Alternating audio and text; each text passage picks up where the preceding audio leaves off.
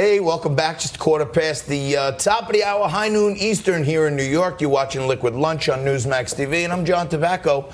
And every day on Liquid Lunch, we serve up a whole load of good stuff. And we have a few drinks. Usually we have some food, but I've been slacking in the food department. But we always try to demonstrate our bipartisanship by having thoughtful, sound-minded people from the left and from the right to have a conversation. And sometimes, believe it or not, we all agree, which you don't see on these loony left-wing channels. But or the right-wing channels. Or the right-wing channels. Okay, we're the no-wing channel.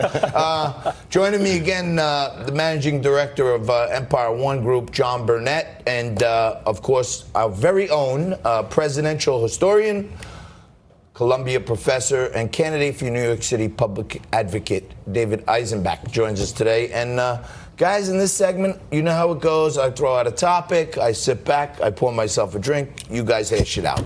So I've been supportive of Trump on a lot of things, okay, and a lot of his policies and stuff. And one place where I'm not happy is when the president starts leaning on the Federal Reserve chairman to make policy, especially over Twitter. Like, call him to your office and say, hey, man, I appointed you. Let's do this. But, you know, don't make the world know that you're threatening the Fed chair.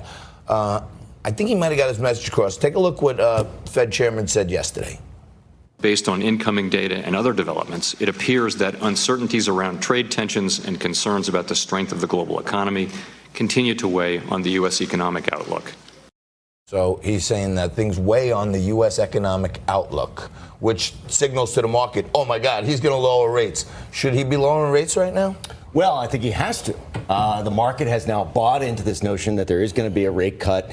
And as you know, historically, once you start cutting rates, you don't just stop. You know, you just keep on going. So if they don't cut rates, the market's going to get smashed, and we could kick off a recession just by not cutting rates. Johnny, we're free market type of guys, capitalists. I think there's reason to keep them steady here.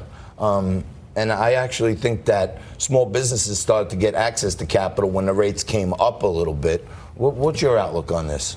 I agree with President Trump in the sense that he should not have raised rates last year, right? Where I part with Trump, and this is the only thing I part with the president on, is that, you know what? I think rates are good where they are.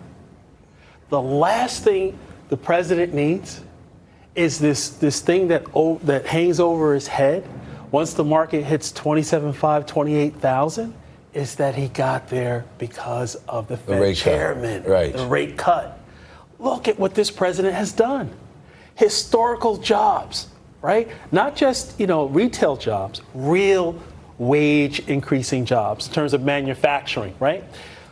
Even with the downturn last December, with a government shutdown, trade talks on and off, the president has historical numbers with respect to unemployment and several demographics, also in terms of just overall job creation, as well as reaching 27,000 on his own with his own Eisenbach policy. is not happy. I see him staring at you like, let me talk. But we just happen to have our presidential historian here at hand. Is the president making history in your view? Well, I think that we're in a historic run. I mean, this is something that began under Obama and has now reached, right, this very long historic bull run in the market, right? Is this the moment to be cutting rates in this late in the cycle, right, where we might blow out our ammunition for when the recession does happen? Believe it or not, recessions will happen. The business cycle did not get defeated by Donald Trump. And that is the big question here.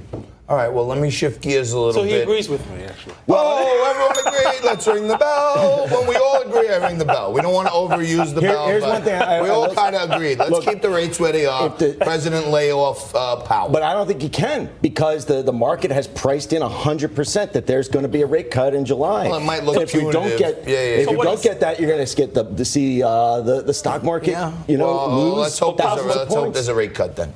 Look, there has to be. Look, the thing is that, again, we've gotten here, right, with rate hikes. Right. He doesn't need to lower rates. Well, when they did, Well, I like that they built in some fat in there because if we do hit a And rough also- patch, then we can cut rates. Well, that's the idea, right? Let's not forget the working class is Stop talking about a rate cut because I want my interest on my savings. exactly, stuff, and they want access that. to capital And I agree is that too. flowing No doubt. to small business, That's as right. well as large business. The problem is because rates have been so low for so long, there isn't a return in the bond market, so that has pushed everybody into the stock market. So now, if that stock market goes down, that will risk Donald Trump's reelection. If he can keep it up through November 2020. So this is a presidential pump and dump. That's what look, you're saying. He needs Presidential to pump keep and dump that scheme. stock market up between now and 2020 when to we get a ensure trade, his reelection. when we get the trade deal signed, Yeah. the market is going to 28, 29, That's possibly right. 30,000. That was my so call. we don't need a rate cut. Yeah. Well, so let me you shift do in gears a July. little bit. Speaking about keeping things up, one thing this guy Jeffrey Epstein couldn't do was keep his pants up, apparently, especially now they're saying he's allegedly been chauffeuring around young girls on his plane, and now the labor secretary's all caught up in this. And I think we have a clip of Secretary Acosta, who's... These cases, as I said, are hard. They require a prosecutor to ask whether a plea that guarantees jail time and guarantees registration, to ask whether that plea versus going to trial, how do you weigh those two if going to trial is viewed as the roll of a dice? The short form is you saying, well, I got something on him rather than going to trial. But I think the whole thing stinks. This Epstein plea that he did, a year in jail, but he was allowed out 12 hours a day. Is there two sets of justice here, Johnny? It looks like it, right? To negotiate a deal like this, right? And I was told that Dershowitz was involved in some of this, negotiation. Who cuts a deal like this when it involves minors, when it involves trafficking, or air trafficking in terms of moving girls around between New York, Miami, and his private island? This is really terrible, and it doesn't pass the smell test. Who else was involved? That's what I want to know, and I got to tell you.